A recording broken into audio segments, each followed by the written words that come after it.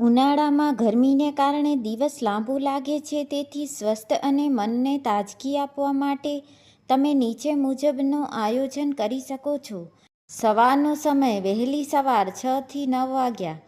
વહેલા ઉઠવું, સૂર્યનો તાપ વધે તે પહેલાં દિવસની શરૂઆત કરી લેવી. કસરત, સૂર્ય નમસ્કાર, હળવું યોગ કે ધ્યાન કરવું. આ સમયે વાતાવરણ ઠંડુ અને શાંત હોય છે, જે મનને પ્રસન્ન રાખે છે. નાસ્તો: હળવો અને પૌષ્ટિક નાસ્તો કરવો, જેમ કે ફળો, પોહા કે દૂધ ઓટ્સ. બપોરનો સમય: 10 થી 4. પ્રવાહીનું સેવન: આ સમય દરમિયાન પુષ્કળ પ્રમાણમાં પાણી, નારિયેળ પાણી, લીંબુ શરબત કે છાશ લેવી. ઘરની અંદર રહેવું: બને ત્યાં સુધી તડકામાં બહાર જવાનું ટાળવું. જો જવું પડે તો માથું ઢાંકીને જવું અને સનસ્ક્રીનનો ઉપયોગ કરવો. ભોજન: બપોરે હળવું જમવું. સલાડ, કાકડી, તરબૂચ જેવા પાણીવાળા ફળોનો વધુ સમાવેશ કરવો. આરામ: બપોરે થોડો સમય આરામ કરવો જેથી શરીરમાં તાજગી રહે. સાંજનો સમય: 5 થી 8. બહાર નીકળવું. તાપ ઓછો થયા પછી બગીચામાં ચાલવા જવું અથવા બાળકો સાથે રમવું. સાંજની ચા નાસ્તો: કુદરતી ઠંડા પીણા લેવા. હોબી, શોખ: આ સમય પુસ્તક વાંચવા, સંગીત સાંભળવા કે કોઈ નવી કળા શીખવા માટે ઉત્તમ છે. રાત્રિનો સમય: 8 પછી. હળવું ભોજન: રાત્રે વધુ પડતું તળેલું કે ભારે ખોરાક ન લેવો. સૂવાના 2 કલાક પહેલાં જમી લેવું. ઠંડા વાતાવરણમાં આરામ: પંખા કે એસીનો ઉપયોગ જરૂરિયાત મુજબ કરવો. સૂતા પહેલાં ઠંડા પાણીથી સ્નાન કરવાથી સારી ઊંઘ આવે છે. ખાસ નોંધ: ઉનાળામાં તડકાથી બચવા માટે સુતરાઉ અને આછા રંગના કપડાં પહેરવા જોઈએ. શું તમે ઉનાળા માટે કોઈ ખાસ પ્લાન કે ડાયટ વિશે જાણવા માંગો છો તો કમેન્ટમાં બતાવજો. ઉનાળામાં સ્વાસ્થ્ય જાળવી રાખવા અને ગરમીથી બચવા માટે અહીં કેટલીક વધારાની ઉપયોગી ટિપ્સ છે. આહાર અને પીણાં: દેશી પીણાં: ઉનાળામાં કેમિકલવાળા ઠંડા પાણીને બદલે વરિયાળીનું શરબત, ગુલાબજળનું શરબત, કાચી કેરીનું પન્નું કે સત્તુ પીવું જોઈએ. તે શરીરને અંદરથી ઠંડક આપે છે. ફળોનું સેવન: તરબૂચ, ટેટી, દ્રાક્ષ અને સંતરા જેવા પાણીનું પ્રમાણ વધુ હોય તેવા ફળો ખાઓ. આ ફળો શરીરમાં પાણીની કમી થવા દેતા નથી. મસાલેદાર ખોરાક ટાળો: વધુ તીખું, તળેલું અને જંક ફૂડ ખાવાનું ટાળો, કારણ કે તે પાચનતંત્ર પર દબાણ લાવે છે અને શરીરમાં ગરમી વધારે છે. ત્વચા અને શરીરની કાળજી: પાણીનો છંટકાવ: જ્યારે પણ તડકામાંથી આવો ત્યારે તરત જ ઠંડા પાણીથી મોઢું ન ધોવું. 10-15 મિનિટ શરીરને સામાન્ય તાપમાન પર આવવા દો, ત્યારબાદ જ ઠંડા પાણીનો ઉપયોગ કરો. કપડાની પસંદગી: હંમેશા સુતરાઉ અને આછા રંગના કપડાં પહેરો. તે પરસેવો શોષી લે છે અને હવાને અવરજવર કરવા દે છે. સનસ્ક્રીન: બહાર નીકળતી વખતે સનસ્ક્રીન લોશન, સનગ્લાસીસ અને ટોપી કે છત્રીનો ઉપયોગ ચોક્કસ કરો. ઘર અને પર્યાવરણ: ઘરનું તાપમાન: બપોરના સમયે ઘરની બારીઓ અને પડદા બંધ રાખો જેથી ગરમ હવા અંદર ન આવે. સાંજ પડે ત્યારે બારીઓ ખોલી નાખો જેથી કુદરતી હવા આવે. છોડ ઉગાડો: બાલ્કની કે બારી પાસે કુંડામાં નાના છોડ રાખો. તેનાથી આસપાસનું વાતાવરણ ઠંડુ અને તાજું લાગે છે.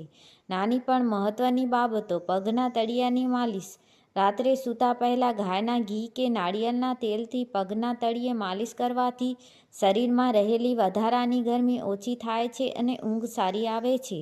છાશનો ઉપયોગ: બપોરના ભોજનમાં જીરું અને કોથમીર નાખેલી તાજી છાશ પીવાનું રાખો. તે પાચન માટે ઉત્તમ છે. તમારા માટે એક નાનકડી સલાહ: ઉનાળામાં ઘણીવાર તરસ નથી લાગતી, છતાં શરીરમાં પાણી ઓછું થઈ શકે છે. તેથી તરસની રાહ જોયા વગર દર કલાકે થોડું થોડું પાણી પીતા રહેવું જોઈએ. રસોડામાં ધ્યાન રાખવા જેવી બાબતો: ઠંડી તાસીરવાળી વસ્તુઓ: ખોરાકમાં કાચી ડુંગળી, કાકડી અને ફુદીનાનો ઉપયોગ વધારવો. તે લૂ લાગવાથી બચાવે છે. વરિયાળી અને સાકર: જમ્યા પછી વરિયાળી અને સાકરનું સેવન કરવું. તે પાચનમાં મદદ કરે છે અને પેટમાં ઠંડક રાખે છે. ફ્રીજનું પાણી: ફ્રીજનું એકદમ ઠંડુ પાણી પીવાનું ટાળવું. તે ગળા માટે નુકસાનકારક હોઈ શકે છે. માટલાનું પાણી પીવું સૌથી ઉત્તમ છે. ઊંઘ અને આરામની ગુણવત્તા: સુતરાઉ ચાદર: રાત્રે સૂતી વખતે સુતરાઉ ચાદરનો જ ઉપયોગ કરવો જેથી પરસેવો ન વળે અને તમે સારી રીતે આરામ કરી શકો.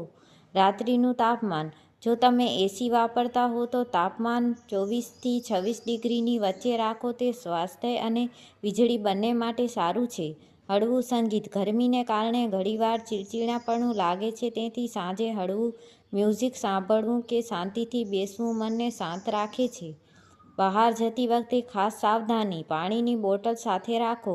ઘરની બહાર નીકળો ત્યારે હંમેશા પાણીની બોટલ સાથે રાખવી. જો શક્ય હોય તો તેમાં લીંબુ અથવા થોડું મીઠું ઉમેરવું જેથી ઇલેક્ટ્રોલાઇટ્સ જળવાઈ રહે.